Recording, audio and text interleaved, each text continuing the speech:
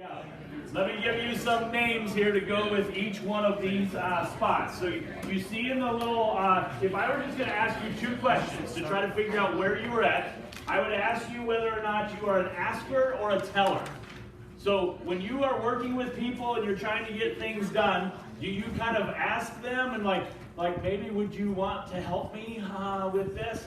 Or are you a teller? I need you to help me do dishes. That sort of thing. Now it's just a tendency that you might have as an asker or a teller in kind of the way you interact with people. That's this section right here. Then this one right here is a question of how much you control your emotions. Do you control them? Do you keep them on the inside? Or do you let those emotions just freely flow? And there's a whole spectrum of where you're at on this. But that's the basic two axes that we're working off of that gives us different categories coming across the way.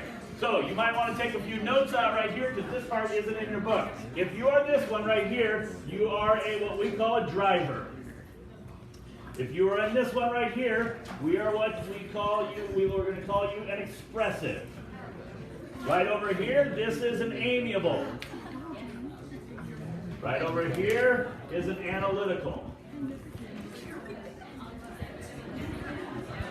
Okay?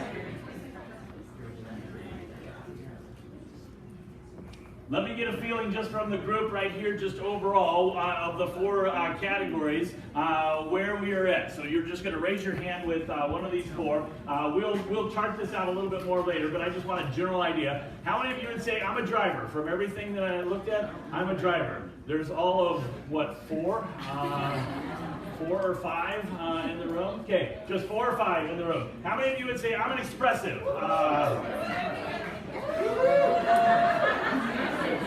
Did you notice that it's fairly obvious with expressives? The drivers just raise their hand. I got that test done. The expressives, I didn't ask them to talk, but they all did. Yeah! It's like their mouth is connected to their hand. Yeah! Okay, let me see them again. Let me see the hands again, because I'm guessing see, they can't help it.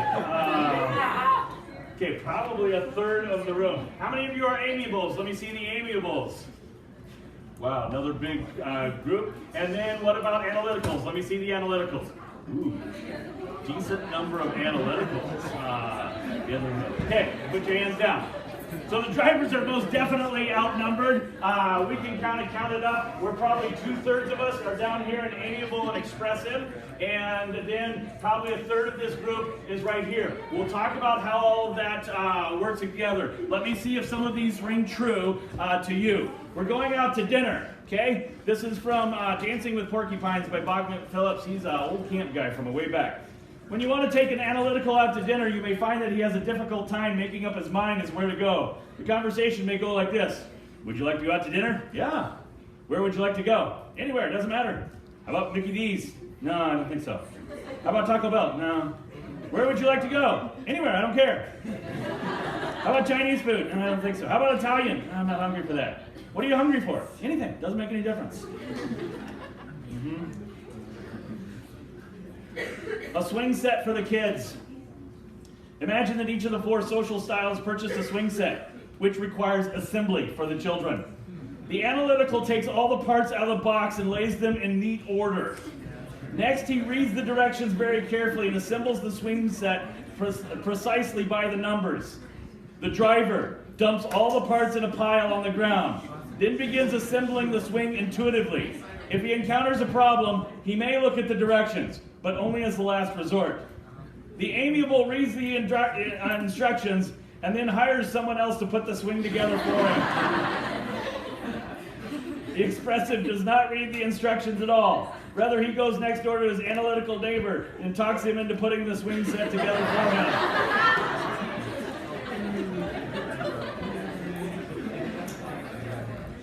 Let me ask you if some of these things kind of ring true to you. I'll start with the driver since there aren't very many of them. See, some of these things, you've got some positive aspects to your personality, but with those positive aspects comes some negatives that might creep up. So to a driver, the driver, he thinks that he's determined, independent, productive, strong-willed, visionary, optimistic, active, practical, courageous, decisive, self-confident, efficient, a leader.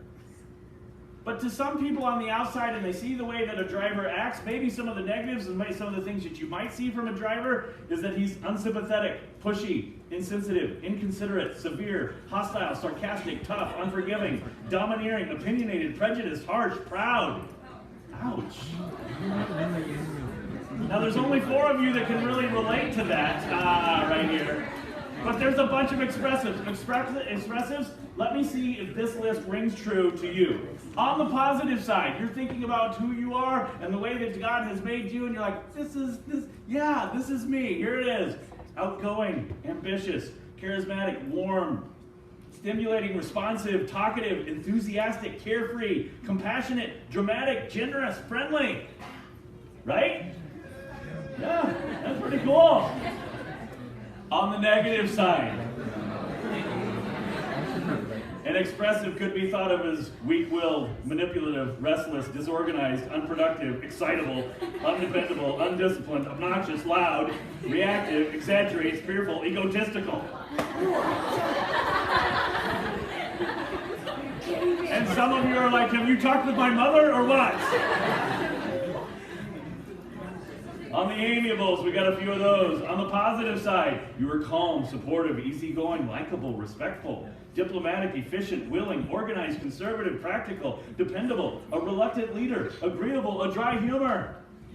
On the negative side, you're unbothered, conforming, blasé, indolent, unsure, a spectator, selfish, ingratiating, stingy, stubborn, dependent, self-protective, indecisive, awkward, and fearful. That's a bad list. Oh man, the analyticals. Here we go. On the positive side, you're looking at yourself and you're like, I'm industrious, gifted, a perfectionist, persistent, conscientious, loyal, serious, aesthetic, idealistic, exacting, sensitive, self-sacrificing, orderly, self-disciplined. On the negative side, you are moody, critical, negative, rigid, indecisive, legalistic, self-centered, stuffy, touchy, vengeful, picky, persecution-prone, unsocial, moralistic, and theoretical.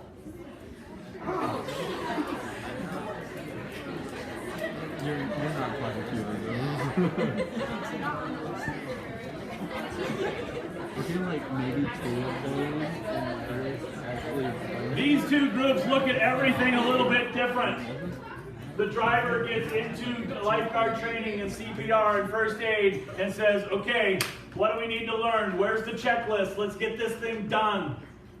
The expressive is like, when do we all get to be together at the lake? You're talking, this is great. The amiable wants to make sure that everybody's okay. They want to make sure, oh man, the drivers are upset at the expressives because they're talking and they're trying to make peace with everybody. They really don't want to be a lifeguard because that might mean they have to rescue somebody and they don't really want to do that because everybody needs to be okay.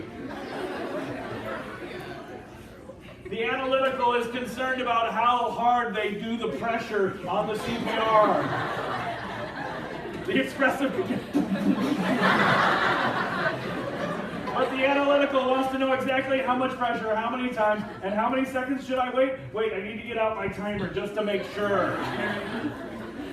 We all have a tendency to kind of look at different things in these different ways because these people have some conflict in some different things.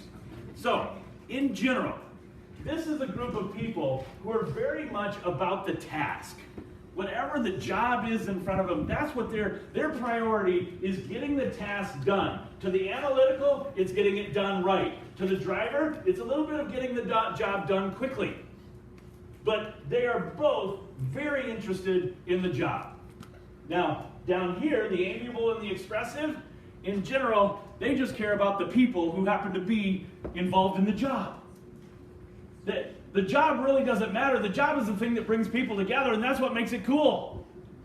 It does not surprise me at all that 2/3 of our staff are amiable and expressive. Why? Because we're at camp. And just in the back of your mind, you're like, camp. That's like where people are. I like people. I want to go to camp. chances are a number of our analyticals and drivers are probably working in the operations crew. Wouldn't surprise me. Oh man, yeah. Cooking for like 300 people? That sounds like a cool job. You know, it's the task is like, oh no, you know, if I have to be like with 9 kids, that's scary. Let somebody else do that. I just want to work with stainless steel tools. You know?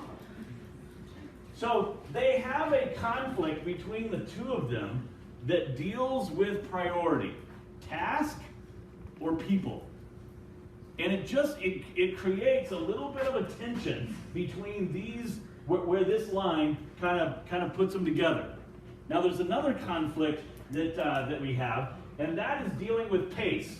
So first would be priority, but then a conflict that deals with the pace in which things are going. In general, these two, the driver and expressive, they like to go fast. Everything's just quick. Let's just get moving. This side over here on the analytical and the amiable, they're not nearly as worried about getting it done fast as they are like, we should get it done right. Who cares about right? We just want to get it done. That's this side. No. It doesn't matter if we get it done if it's not done right. We didn't get it done.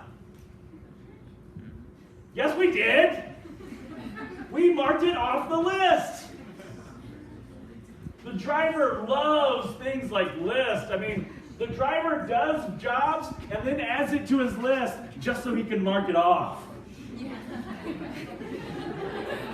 Yeah! I did something. Expressive, they'll sometimes do the same thing.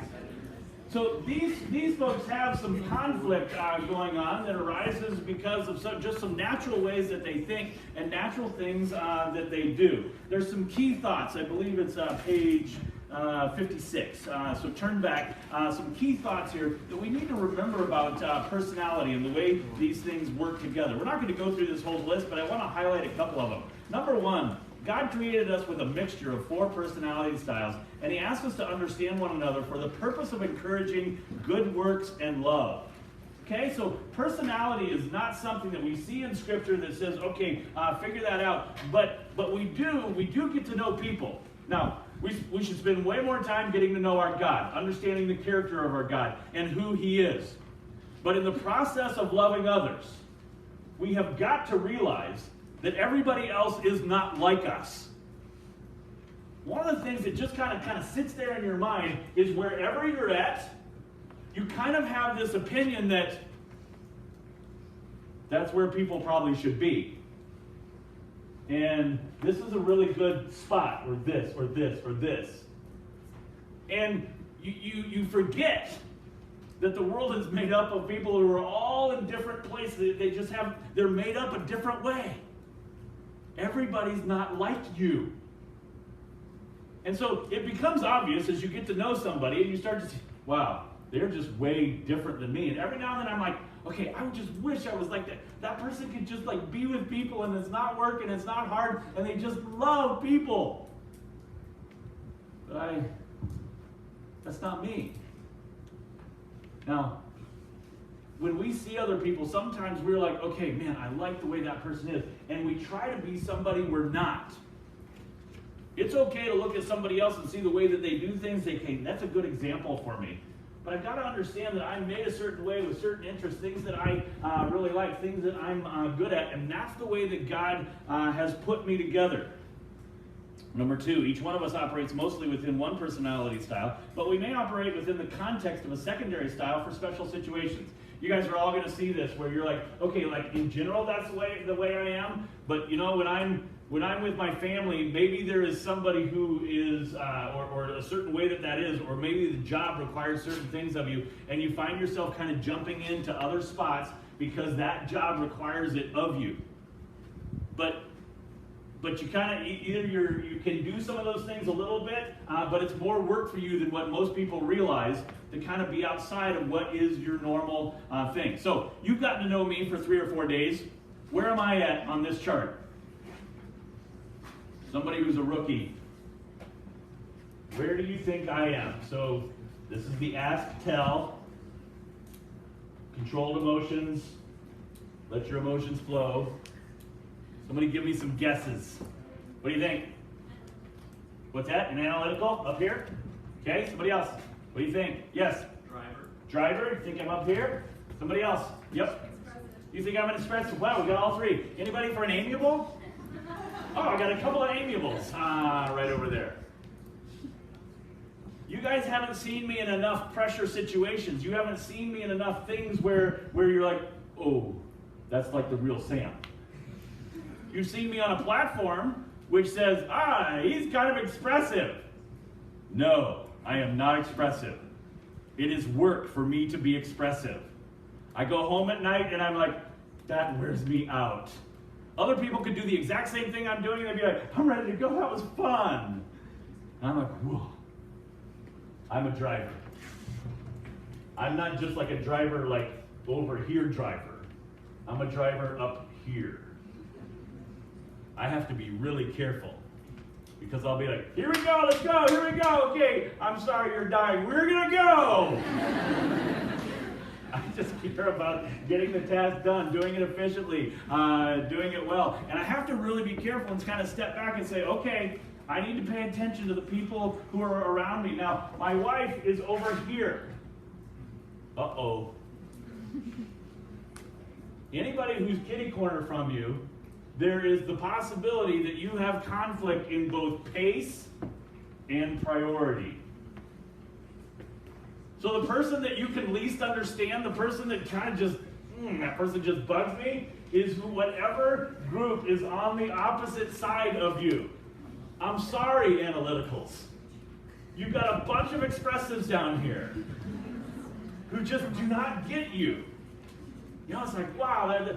Now, when we start to understand these things, we can be like, okay, I understand why those things are together. So for my wife and I, we're catty corner right here. She's kind of in this spot right here, so we're not way opposite, but she'll get closer to the expressive side. But we are different. And so there are times where we're talking together and I'm like, I think we ought to do this, and then here we're going to do this, and it's going to be great, and staff training is going to be wonderful. And Cindy's like, yeah, but what about the people?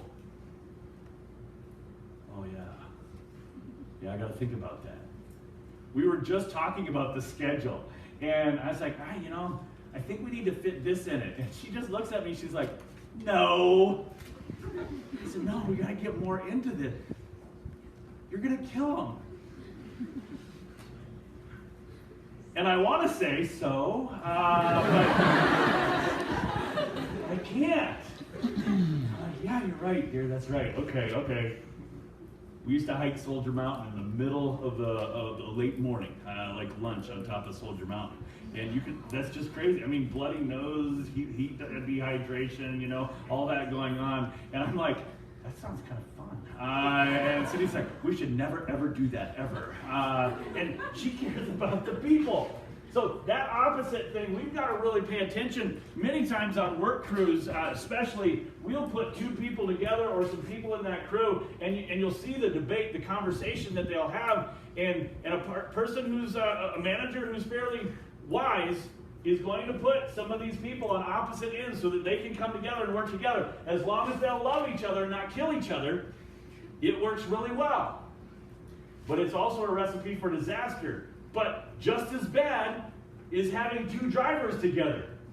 Do you think we ought to hike Soldier Mountain like in the late morning? No, let's do it like in the middle of the afternoon. Oh, that'd be cool.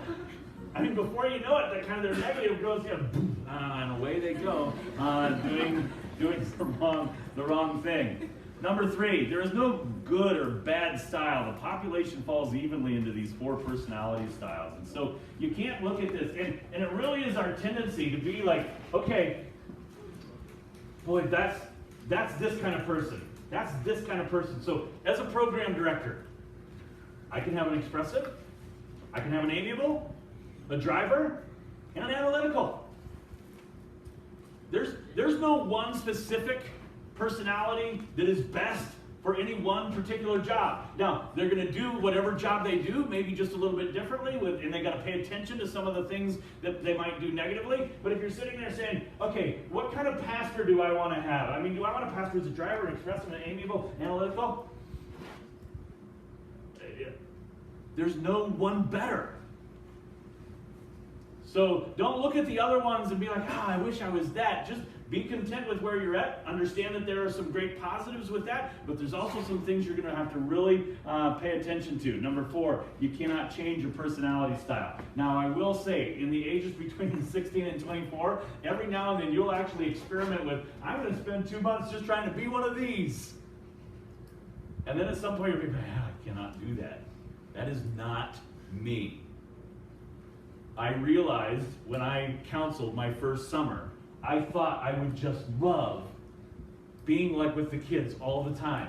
And there were some counselors that just absolutely loved it. And then I realized about halfway through the summer, I just like organizing things. My favorite time of the day is cabin inspection. I don't belong here. I can do the work of doing the job and stay right here. It's just work. But all of a sudden, I get to organize. It's just weird. I just like organizing. That's just the way God has made me. Number 5, or 4, each personality has positives and negatives. Your goal, increase the positives, reduce the negatives. 5, no personality style absolutely dictates suitability for jobs. We just talked about that. Jump down to 11. When under pressure, an individual tends to shift from the positive to the negative aspects of his personality style. Sometimes it's easiest to figure out a personality style when the conflict starts to come, when the pressure is starting to rise. We'll talk about that in just a moment. Number 17. The purpose of ministry is to get people finished through work, not to get work finished through people. So as we work through these different things, we're trying to grow people in these various areas. So I want to know some of your personality styles just to help you be better at some of your jobs. It's going to make a difference even to what assignments that we would do is we say, okay, I think that person would do really well in this particular area. One of the things that I think that we have a tendency to do is we use personality as our excuse for doing wrong. And we can never do that. We see those negatives, and those negatives, they can be sin. So when you see here at the very end that number 20, pride is your enemy, each one of these can go into a negative spot. And it sounds real good to be like, well, I just don't talk to the kids because it's like not my personality. God tells us to love one another. Doesn't mean you get to be a hermit just because you enjoy the job better than the people. We still need to love one another. So we can't use our personality as an excuse to sin. But our personality will make us all just a little bit different. Probably the part of this that's kind of the best for me is kind of how to interact with different people, to understand. I kind of have an idea, it's really clear to me what a driver is and his positives and negatives. But what I want to learn is how these people think. And I want to pay attention to how they think, so I learn how to work with them. So let me give you a few things that have been very helpful to me as I realize, okay, people are different than me. Here's how I want to work with them. So first of all, the things that I'm going to, you've got notes there that give you what they specialize in. The analytical, they specialize in technique or process. The driver, they specialize in control. The amiable, they specialize in support.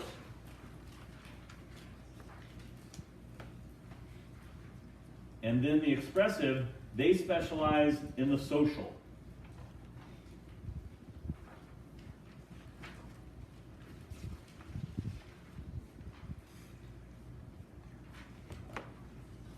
Here's a couple things that you want to appreciate about some of these different individuals.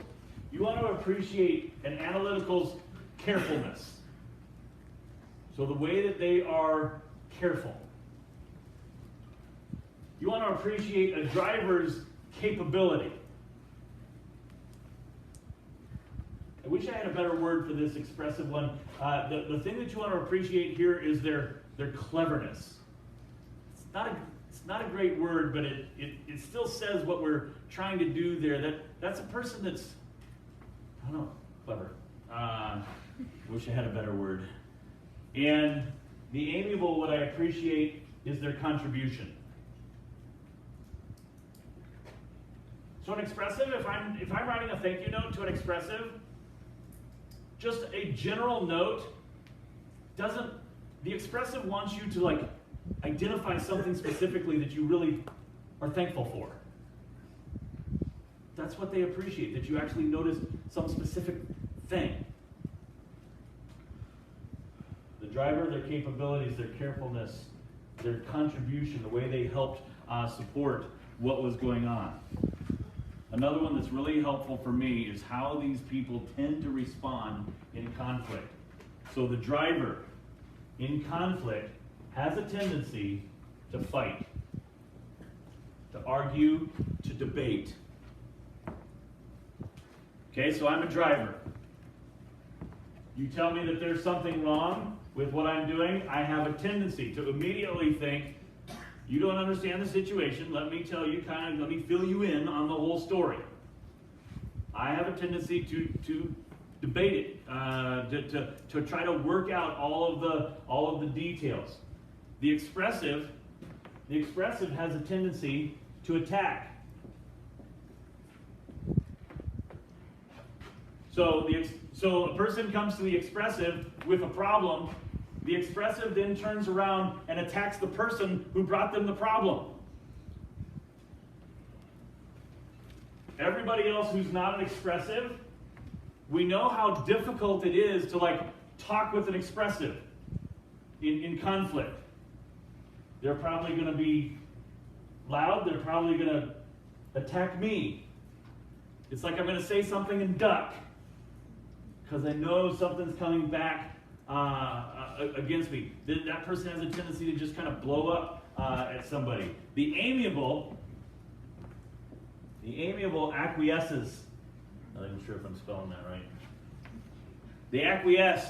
In other words, they're like, person comes to them and says, okay, here's the problem. And the amiable is like, yeah, you're right. I need to fix that. And they might fix it or they might not. But whatever you say is the problem, they're going to agree with you. Whether they believe it or not. The way they deal with conflict is to just try to remove it by just, yeah, you're right. And then another person, so now the expressive and the driver, the expressive, the amiable, and the driver are all together, and the driver and the expressive are arguing, and this person's fighting back logically, and this person's attacking the driver, and the amiable is like, no, the expressive, you're right, don't do that. And then the driver says, no, he's not right, and then the amiable is, no, you're right, I see what you're saying, and they're just trying to just cover it all up. The analytical, they just flee. Basically, they don't do this, but basically they sit there. They don't want to deal with it. They'll hear it. It's almost like you didn't even say anything to them. They didn't say yes, they didn't say no. We need to think about that. Maybe we can take care of that next month. And they just do whatever they can to push that thing out. Now, that's the way these people deal in pressure. This is the way they work. So you have to get past some of these first reactions that a person has. So if I have conflict with an expressive, I might get a first barrage.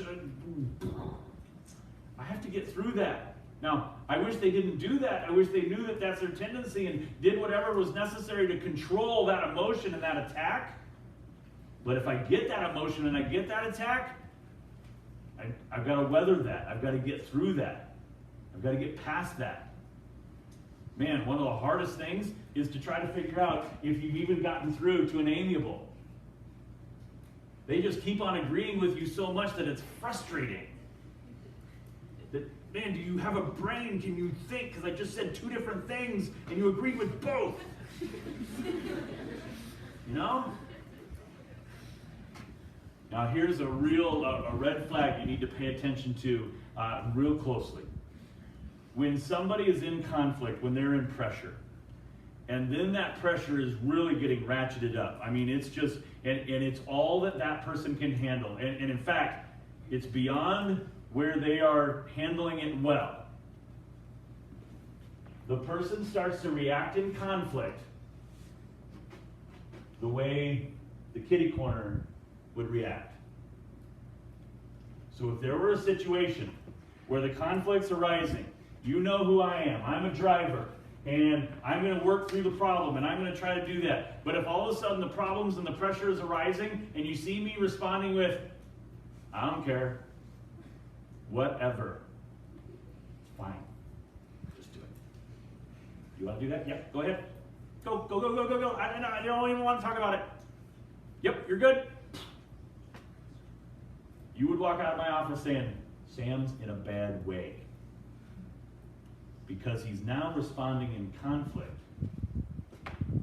the way I would expect an amiable to respond. Probably pretty close to a breakdown.